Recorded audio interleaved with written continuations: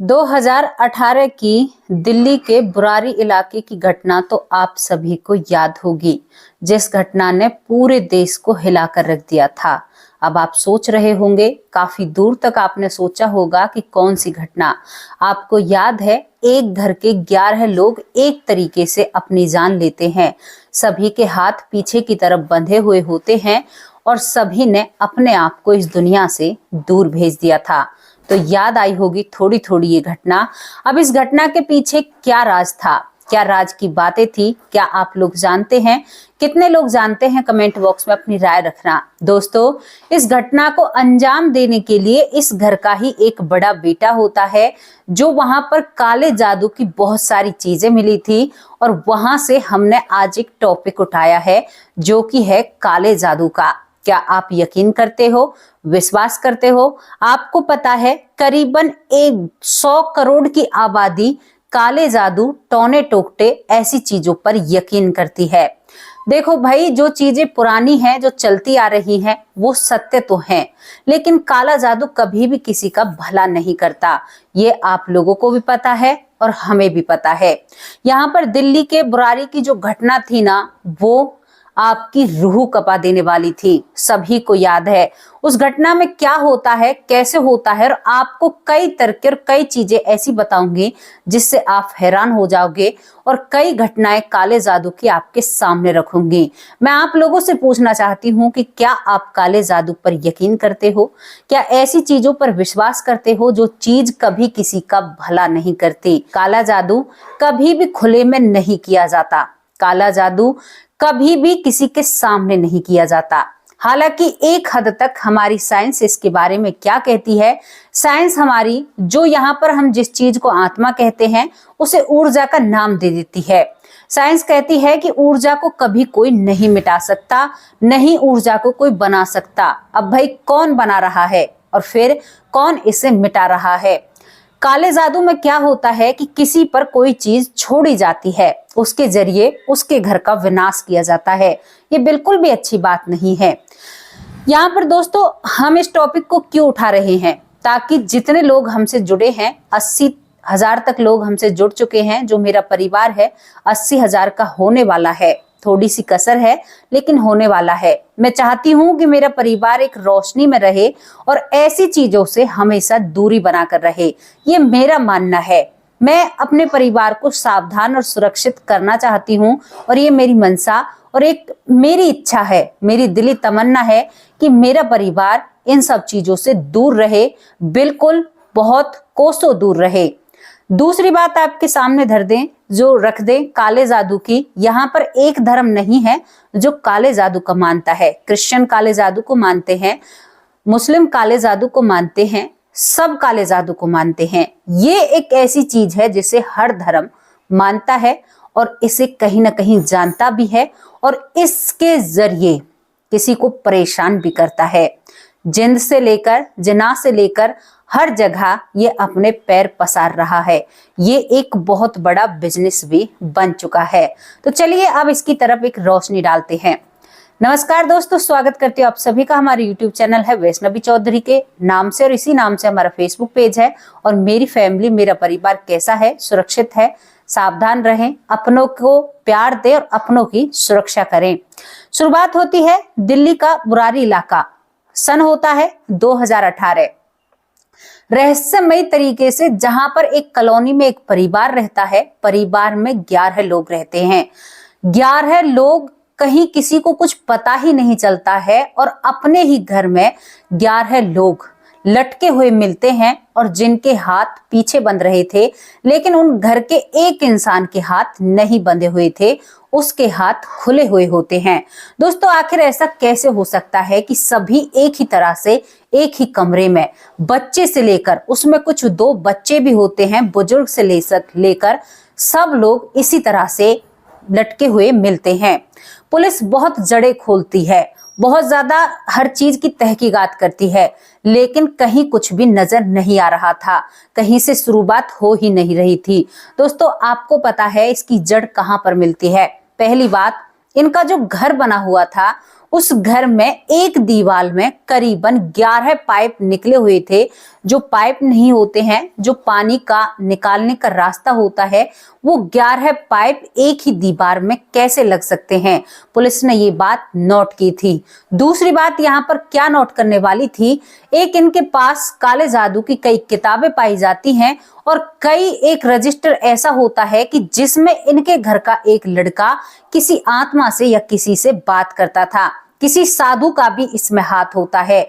यहाँ पर क्या कोई किसी के दिमाग को इतना बदल सकता है कि वो खुद ब खुद अपने आप, यहाँ पर जब पुलिस छानबीन करती है तो वो सभी लोग अपनी मर्जी से उन्होंने ये सब कुछ किया था। यहाँ पर इतना कुछ उनके साथ काले जादू की वजह से हो जाता है। कुछ लोग इसे काले जादू का नाम देते हैं, लेकिन कानून इस बात को नहीं मानता है, तो कानून इसको काला जादू नहीं मानता। वरना उनके जो एक बेटा है, बड़ा बेटा, उसकी दिमाग की हालत को यहाँ पर कानून सही नहीं बताता है। वो अपने घर वालों के दिमाग में उल्टी सीधी बातें डालता है और उन बातों की ही वजह से वो रात के वक्त अपनी माँ से कहा करता कि मैं पिताजी से बात कर रहा हूँ, पिताजी का ये आदेश है। उनको बिजनेस में बहुत ज्यादा लॉस चल रहा था, यानी कि घाटा आ रहा था। उसी वजह से अब ये लड़का बहुत ज्यादा तंत्र विद्या पर यकीन करता है कि माँ हम इस तरह से अमीर बनेंगे, इस तरह से हमारी जिंदगी में ये सब कुछ होगा। वो अपनी माँ से, अपने परिवार को इस तरह से अपनी मुट्ठी में लेता है और उनके दिमाग को इस तरह से करता है कि वो सभी उस लड़के की या उस व्यक्ति की बातें मानते हैं जो घर का वो सदस्य होता है। वो अपनी माँ से भी कहता है कि माँ, मैं पिताजी की रूह मुझसे बात करती है और कहती है कि हम इस तरह से जिएंगे या इस तरह से रहेंगे तो हम ऐसे हो जाएंगे। केवल उस घर का एक डॉग, जो पालतू डॉग होता है, वो नहीं मरता है, बाकी 11 लोग जिनमें बच्चे भी होते हैं। ये केस हिलाने वाला था। कोई घर के अंदर आता नहीं है, कोई घर से बाहर जाता नहीं है, ये खुद ब खुद ऐसा कर लेते हैं। दोस्तों, इसके पीछे बताया जाता है काले जादू का रहस्य। अब आपको दूसरी घटना बताते हैं। यहाँ पर दूसरी घटना है जो काले जादू से जुड़ी हुई है, यानी 2022 की केरला में। 2022 में केरला, पति पत्नी होते हैं केरला में और दोनों पेशे से डॉक्टर होते हैं, लेकिन इनकी डॉक्टरी अच्छे से नहीं चलती है।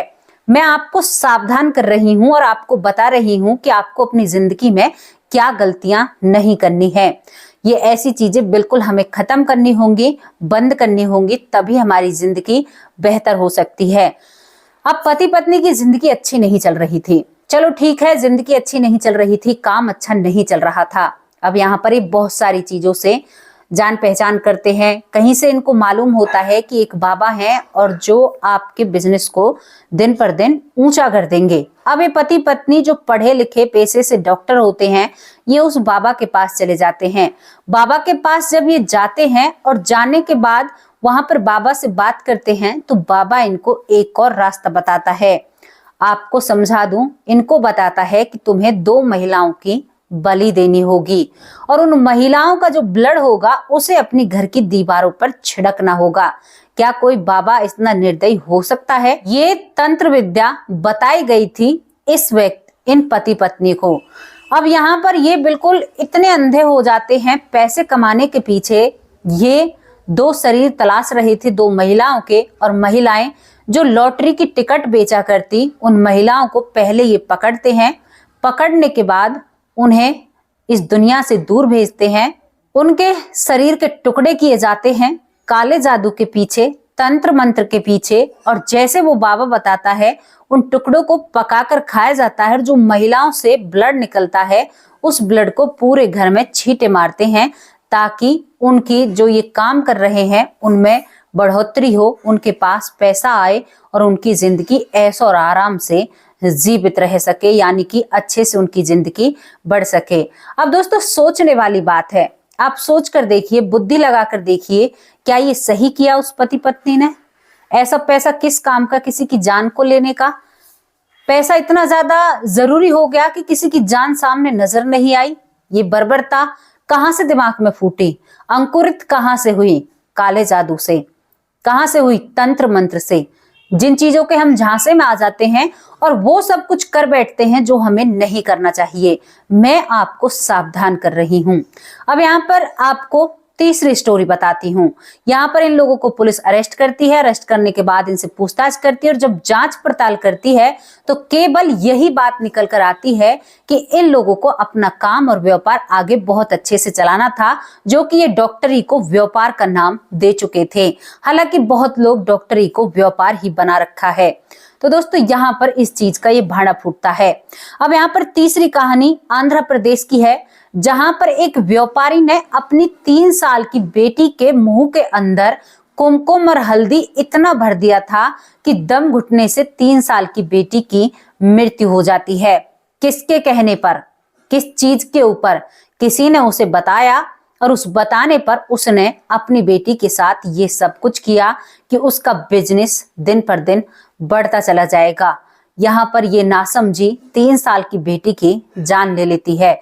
मैं तो आपको ये कुछ चीजें बता रही हूँ, इतनी अनगिनत चीजें हैं कि जिन्हें आप सुनते सुनते आपके कान पक जाएंगे। ऐसे हैवान लोग हो जाते हैं कुछ लोगों के बहकावे में। हमने संतों पर बिल्कुल भी सवाल खड़े नहीं किए हैं। यहाँ पर ये हिंदू धर्म में नहीं होता है, हर धर्म में इस चीज ने जो काला जादू है या टोना टोकटा है अपनी पूरी जगह बना रखी है। आप किसी भी धर्म में चले जाइए, वहां पर आपको सब कुछ मिलेगा, सब कुछ मिलेगा हर धर्म में। दूसरी घटना आपको जापान की बता देते हैं। जापान में एक लड़की बहुत ज्यादा बीमार होती है, यानी कि चौथी घटना आपके सामने मैं ऐसी रख रही हूं जो अंधविश्वास से जुड़ी हुई है। जापान में बेटी को डॉक्टर की जरूरत थी, बहुत ज्यादा उसकी हालत खराब होती है, शरीर की तबीयत इतनी खराब थी कि वो अपने आप से ढंग से बैठ भी नहीं सकती थी। बहुत दिन हो जाते हैं, पिता कहते हैं कि डॉक्टर के बस का नहीं है और उनको एक बाबा के पास ले जाते हैं, जापान के हिसाब से जापान के बाबा के पास। अब उनकी सारी चीजें अलग होती हैं, हमारा धर्म अलग है। तो यहाँ पर अपनी बेटी को ले जाते हैं और वो जो तांत्रिक वहां पर इनको मिलता है, वो तांत्रिक इस लड़की को एक कुर्सी से बांध देता है और कहता है कि इसके ऊपर एक आत्मा का साया है। जो लड़की खुद से नहीं बैठ पा रही थी उसको बांधकर बैठा दिया जाता है। एक पंप, जो कूलर में पंप होते हैं ना, उस पंप को पानी से रखकर उस लड़की के मुंह पर पानी मारा जाता है। करीबन 4 घंटे तक उस लड़की के मुंह पर जब पानी चलता रहता है तो दम घुटने के कारण वो लड़की इस दुनिया से चली जाती है। अब बताओ भाई, उसकी आत्मा कहां पर गई? ऐसी बेवकूफी करोगे तो ऐसा ही होगा।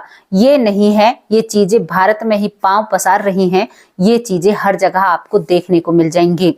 दुनिया भर में 100 करोड़ से ज्यादा लोग इन चीजों पर यकीन करते हैं और इन्हें फॉलो करते हैं।